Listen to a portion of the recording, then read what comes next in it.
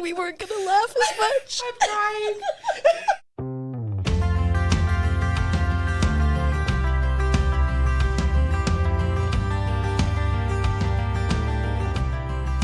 Welcome to Literary Anything, our Marian Libraries podcast where we talk about anything literary and literary anything. I'm Paula. And I'm Jasmine. Welcome back, Jazz. Thanks for having me back. We had so much fun last time. We had to do it again. Yes, we won't laugh as much. Yeah, maybe.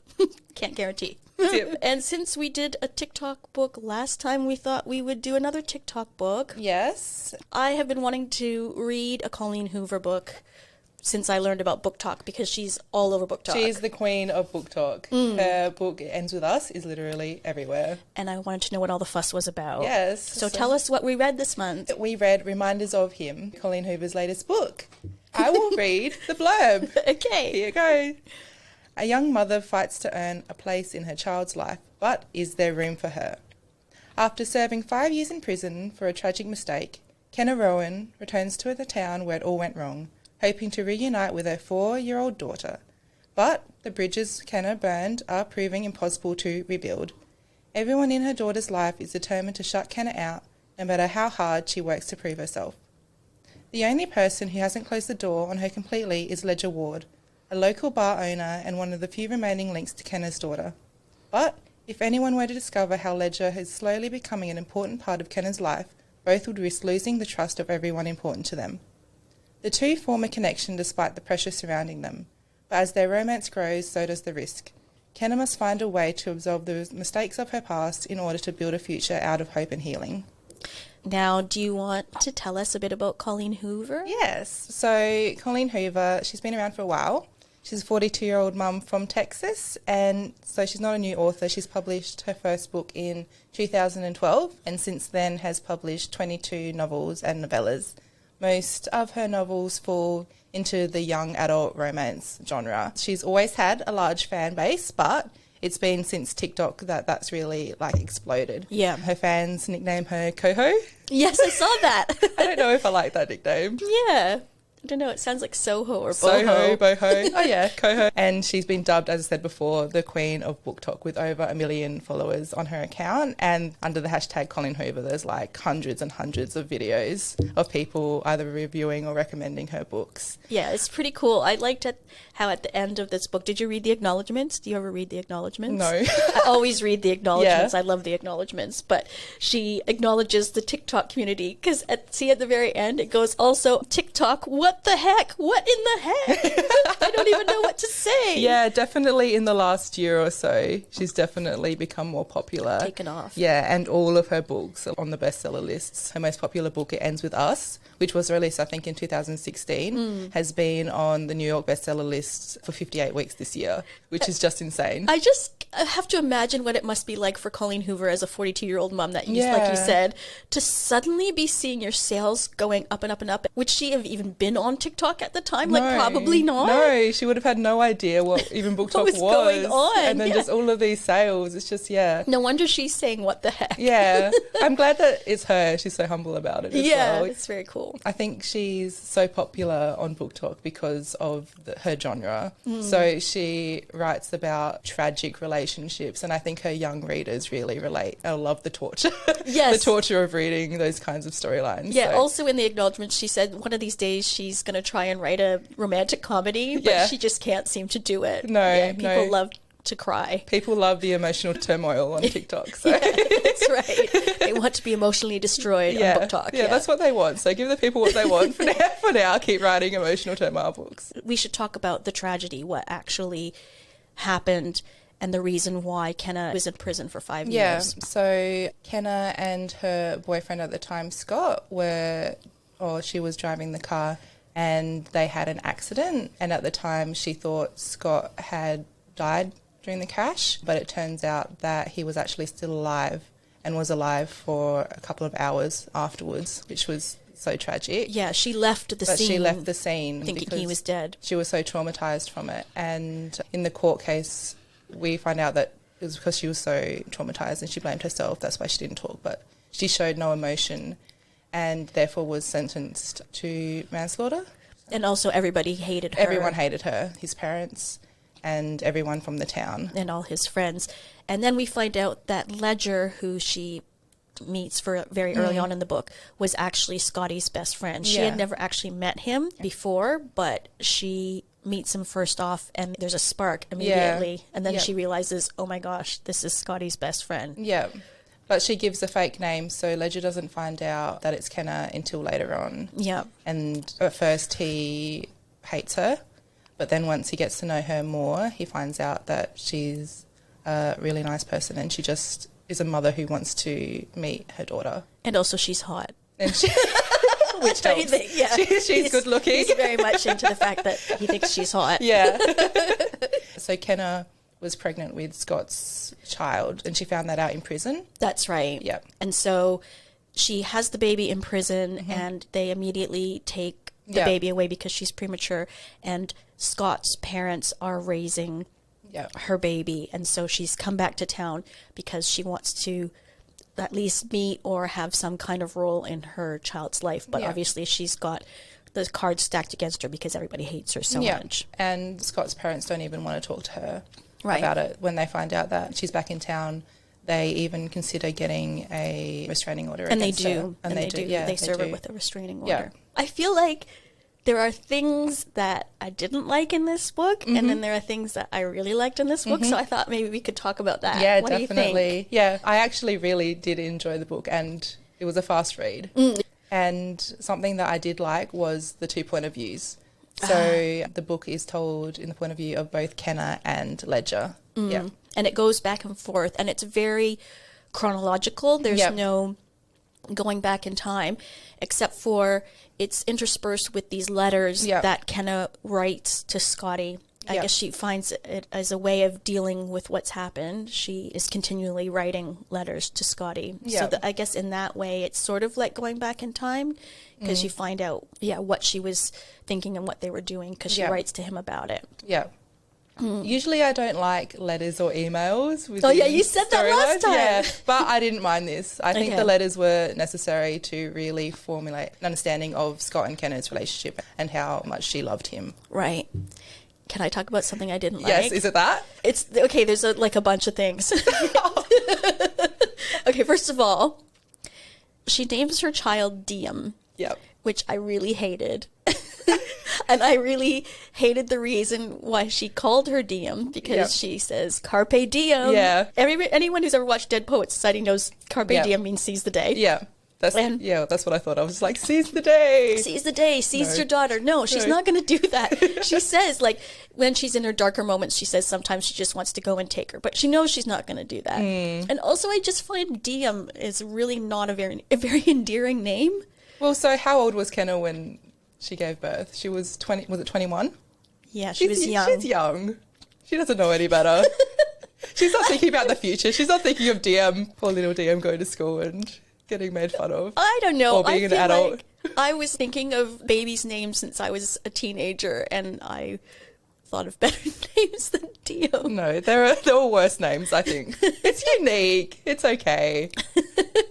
Your point is valid, though. I didn't love that her main characters were both white, gorgeous, heteronormative, and the people of color were all side characters. Yeah.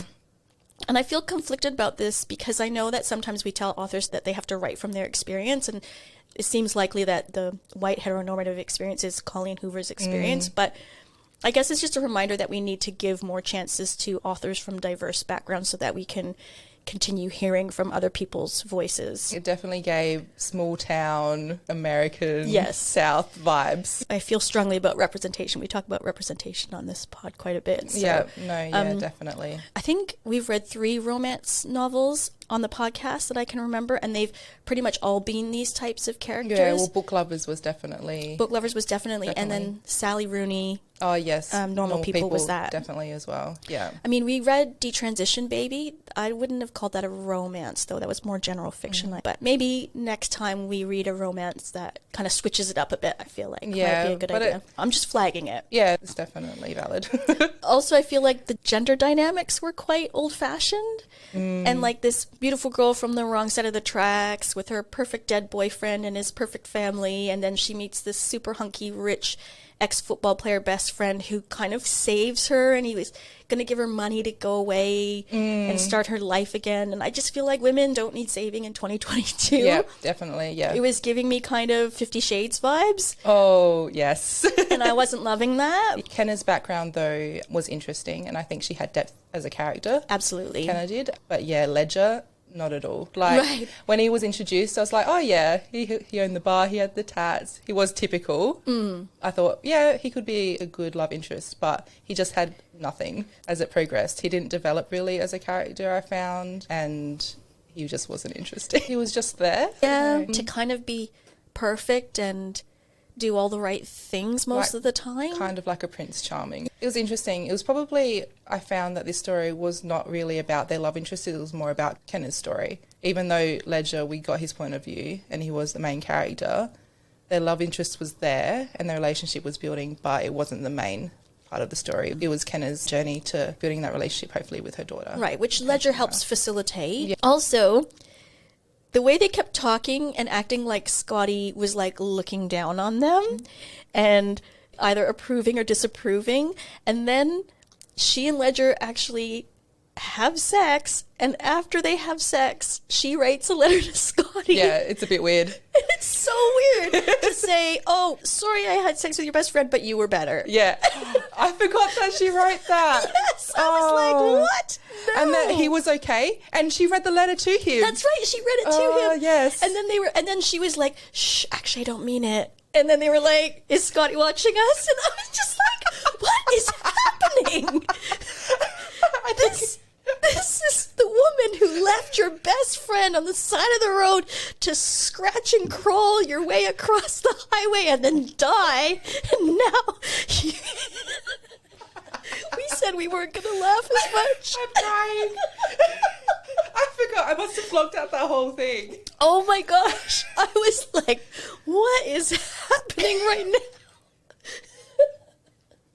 now? No. Yeah. Do not do that. No, that was super weird and creepy. So weird and creepy. Imagine being Ledger. Oh, but he was doing it as well. They were both equally, in that situation. No. And so, like, as we said, she's writing these letters to Scotty over her 5 years in prison. And I just kind of wondered why, in all those 5 years where she was writing all those letters, I didn't find it believable that she never would have thought to write a letter to Grace and Patrick, Scotty's parents, to try and explain her experience. Like, the idea that she would just show up on their doorstep one day and expect that they were going to listen to what she had to say, I just found unbelievable. Yeah, and the ending I didn't like. The fact that once they had read one of her letters, that everything was peachy keen. Right. Like, oh, everything's good in the world. It's all fine. Like, we'll accept Kenna back into our lives. She can see DM. She can be a mother to her, and we've forgiven everything. Okay, see, it's interesting because I didn't mind that, but my daughter said the same thing as you. She didn't like the ending. Yeah.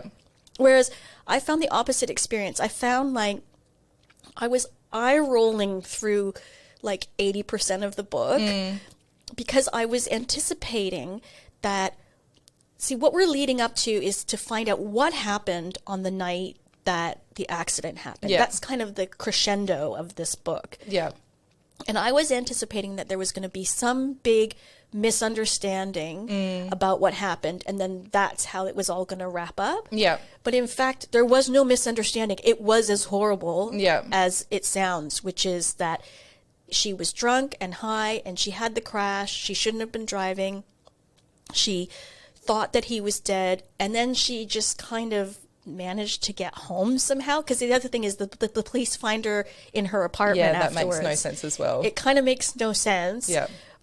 But I was relieved that it wasn't the whole, it was a misunderstanding the whole time. No, I wanted that, yeah. I wanted there to be a twist at the end. I think it was just all wrapped up too nicely in a perfect little bow and finished too quickly. Yeah, I was reading some comments afterwards. Lots of people felt like it finished too quickly. Yeah.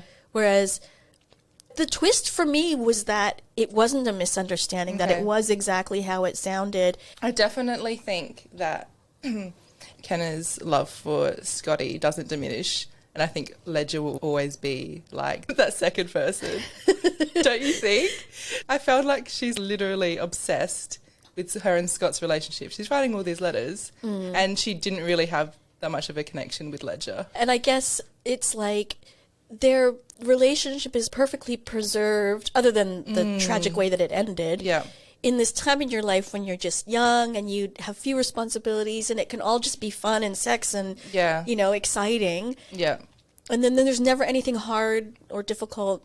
Yeah. So it can be the perfect relationship. Yeah, Scott's always going to be on a pedestal. So that's right. And with Ledger, she's going to have to deal with, because she ends up having another baby with him and names it Scott at the end. Yeah. So they'll have all the troubles of, you know, finances and children and all of that. Meanwhile, Scotty will just always be this perfect little angel in the sky. This pigeon.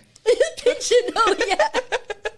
That appears. I liked all those little things that came up again at the end that kind of wrapped it up. Yeah. This is where it turned for me to, I wasn't liking it to I was liking it. Yeah.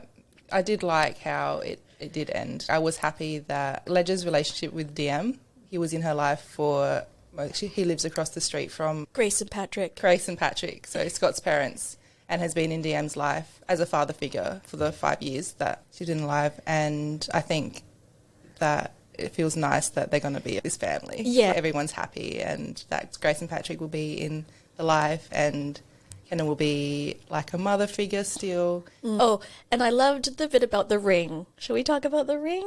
Yes. So so when Kenna and Scotty were together and they were at an antique shop and he says, oh, you know, you pick something, and she picks this ring and it turns out that it's like $4,000. So he was like, ha ha ha.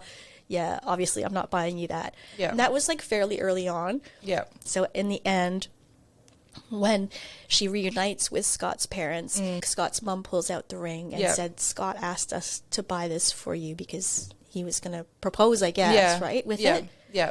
Which was really lovely. Yeah, that was really sweet. I think that really solidified Grace's acceptance of Kenna and forgiveness of her as well. I guess we should talk about, though, how that forgiveness was facilitated, because that's actually one of the other things I didn't like, was that Ledger completely invaded Kenna's privacy and secretly gets the letter that she wrote to Scotty explaining how she felt that night, and without asking her gives it to Scott's parents to read, and that's how they forgive her.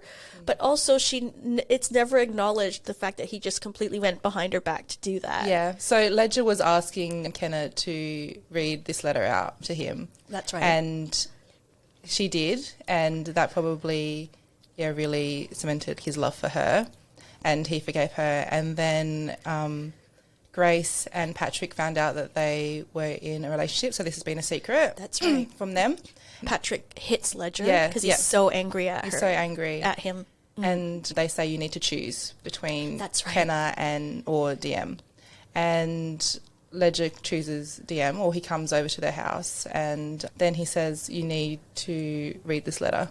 And he had taken the letter from Kenna. And after that, Grace and Ledger show up at Kenna's apartment, and that's when Grace forgives Kenna and all is well. Did you cry in this book? I was close. I don't usually cry in books, but I cried in this book. I nearly cried when I heard Kenna's retale of the event and how tragic it was, and just the fact that Scott was still alive, and the fact that he was alive for hours afterwards and crawled from the wreckage, and the fact that it was just so unfortunate that Kenna thought that he was past, because he could have still been alive. Yeah, she could have saved him. He could have saved him. And her finding that out would have just been devastating. Yeah. So, that was really emotional. So tragic. And also, I could understand both viewpoints. The viewpoint of Grace and Patrick. They thought that she had killed his son and just left him to die. Yeah. So, that's totally understandable that they don't want to see her, or, like, for her to be in their lives. But also, Kenna is a mum who gave birth to a daughter and who she hasn't seen for 5 years. And she is still in love with Scotty, and it's her and Scott's daughter as well. So I was just like, you can't keep her from her daughters. So I was just like, it was hard to know whose side to be on, or who the villain was as I was reading the book. And I think that's why the two viewpoints were good, like both Ledger and Kenna's. Like you, I could see all the viewpoints, and also I feel like I've been the girl who stayed at her boyfriend's house and hoped that his parents liked me, and I've been the mother who thinks my son is the best thing ever and the most precious thing, and if anyone ever did what Kenna did to him, I would want to hate her until my dying breath. But then I've also been the mother staring at her daughter, thinking about how amazing and gorgeous and just everything she does is so wonderful, and marveling at her. And then luckily I've never been the woman who's made this massive life-changing mistake, but for the grace of God go I. Like, everyone's made mistakes, and it's just luck that it hasn't happened. That's right. Yeah. And so I really loved the themes of redemption and forgiveness. Another little thing I liked at the end was they put Kenna's playlist. Yes, if they played on the radio, I feel like some of them would make me feel something. Yeah, I thought that too. And so this playlist is, because of what happened, Kenna decides that she can't listen to any music because every song makes her feel something and it's too painful. Yeah. So then Ledger creates her a playlist of songs that are just about whatever, that aren't particularly about feelings. Yeah. And at the end of the book, they have this playlist. And some of the songs make sense, like Happy by Pharrell Williams. Right. Yeah, that's kind of mindless. Mindless, nice, upbeat song. Raise Your Glass by Pink. I don't know, I feel like I feel some things about that, but... Thunder by Imagine Dragons. I loved that they included The King of Bedside Manner by Bare Naked Ladies. I feel that's so, like, kind of a niche song. I don't know the song. Yeah, I'm not surprised, but Bare Naked Ladies are Canadian. I'm a massive fan, so... Can you sing it? No. Okay. I just tried to remember it. I couldn't. Party in the USA. Party in the Banger. Banger. Absolutely. So, out of 5, how many stars? I enjoyed it. 3.5. Oh, wow. I even gave it 4. Oh, you even gave it more. After all the things I hated about it, the ending made me cry and I loved it. So okay, so you actually cried at the ending. Yeah. I would read another Colleen Hoover book. Well, Sarah suggested Verity. That's her favorite Colleen Hoover book. Has she read all of them? Maybe not all of them, but yeah, quite a few of them. Okay. So I want to try It Ends With Us just because it's so popular. But that's a series one, isn't it? I didn't know. Because It Starts With Us as well. Yes. Have you read anything else this month? Yes, I've read a few things. Ooh. So I read I Want to Die, But I Want to Eat. Is it tteokbokki? The Korean spicy cake. Oh, right. dish. This is a non-fiction? Yes, a non-fiction book. I feel like you would have seen the cover. Oh, really? Maybe. Wait, I don't understand. What's it called again? I Want to Die, But I Want to Eat tteokbokki. Oh, okay. Yeah. No? It doesn't sound familiar to me at all. I want to know more. So I picked up this book not knowing anything about it. So I didn't know it was a non-fiction mental health book. I just liked the cover. I thought it was going to be about food. It wasn't about food. Oh!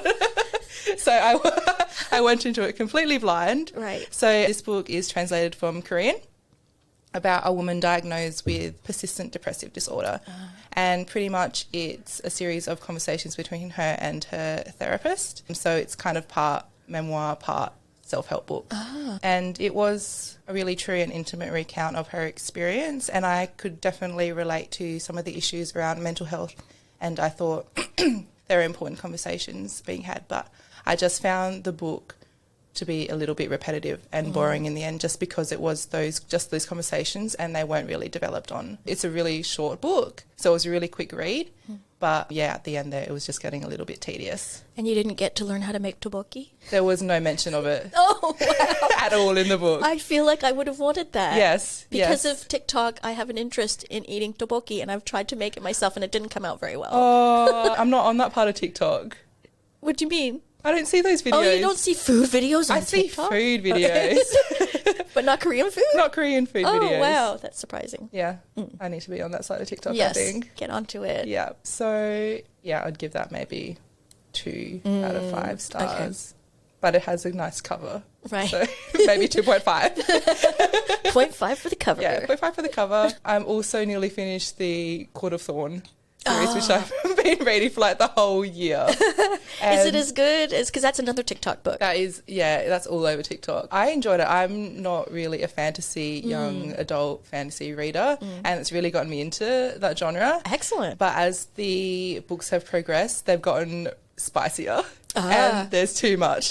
Too much smart. Oh, wow. Like, I don't mind a little bit of spice and smart in a book, but the last book, which I'm halfway through, A Court of Silver Flames, I'm listening to it, it's 26 hours. So they're thick. Right. They're thick books, and about 70% of it is sex. I would say that's probably why they're so popular on TikTok. Because if they're not wanting to be emotionally destroyed, they want the sex. Yeah, it's one or the other.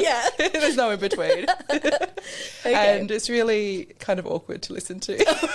When I'm getting ready in the morning. That's hilarious. And Tony's just like walking past, and it's like a full-on sex scene. And I'm like, that's fine, he's not listening. It's all good.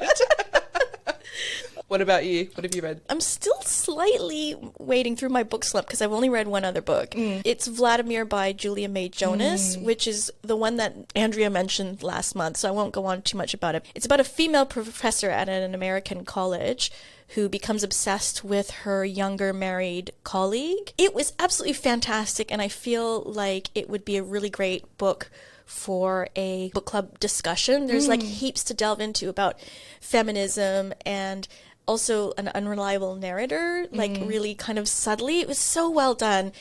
There was just one bit of it towards the end that I found completely unbelievable. Anyway, I'll leave that in case anyone wants to read it, but it's really worth it. I would really highly recommend.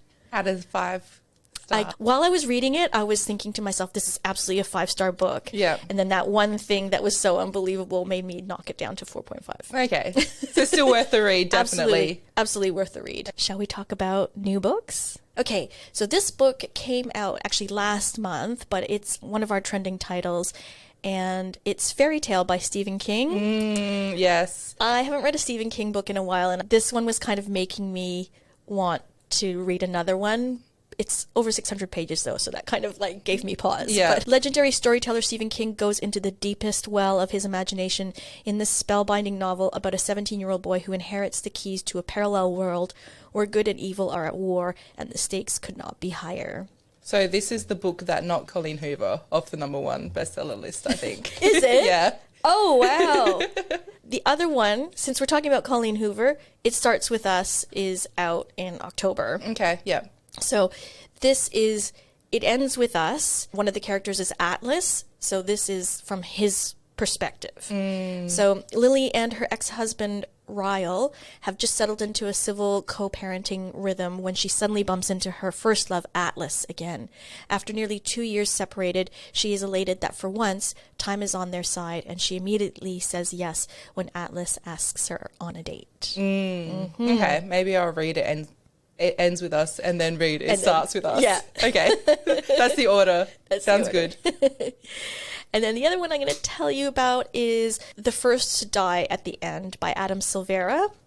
This is the prequel to They Both Die at the End, which I haven't read, but I feel like I've seen around a lot. So. Yeah, I haven't read it. The First to Die at the End follows 2 new strangers who spend a life-changing day together after Death Cast first makes their fateful calls.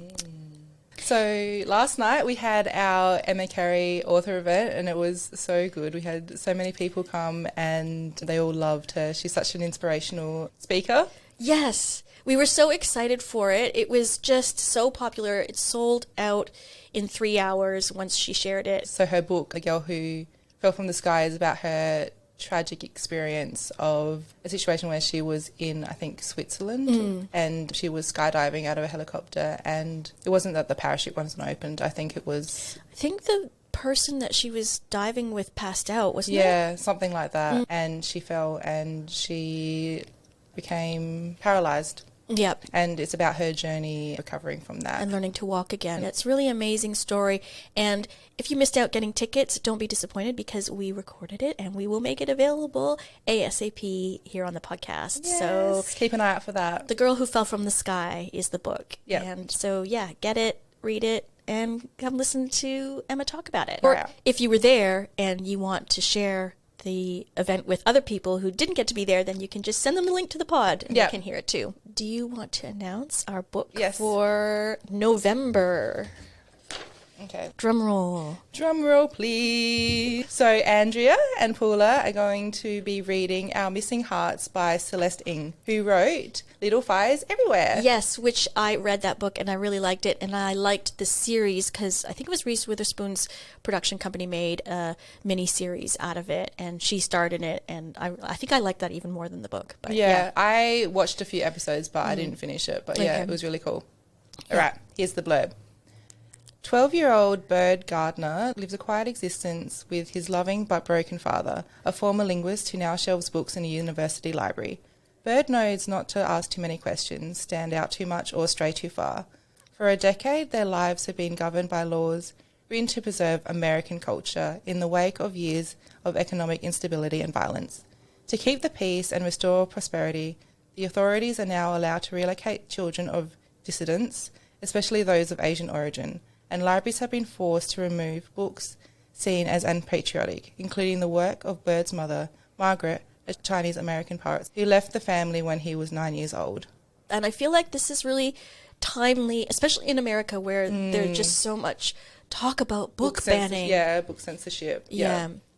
So I think this will be a really great read. I want to read it too. You should. Maybe I'll read along. Yeah, that sounds so interesting. Yep, so get it at the library. This is going to be a trending title, so you can go into the Cultural Center and grab yourself a copy and come back next month and listen. I'll be doing that. Yay. See ya. Bye. Bye.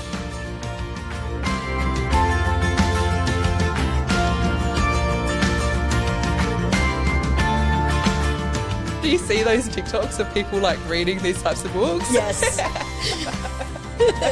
Like they come out of the room after reading like how many pages of smut. They're like, hi. But when it's an audiobook, it's out there in the world. I could see how that would feel more awkward. Yeah. I don't have headphones in. It's on loudspeaker. Oh, it's right. fine. Oh, you don't even have headphones in. No. Well, that puts a different slant on Tony walking by when you're listening. Okay, yeah. Does he even raise an eyebrow? No. No reaction at all. Good on him. Yep.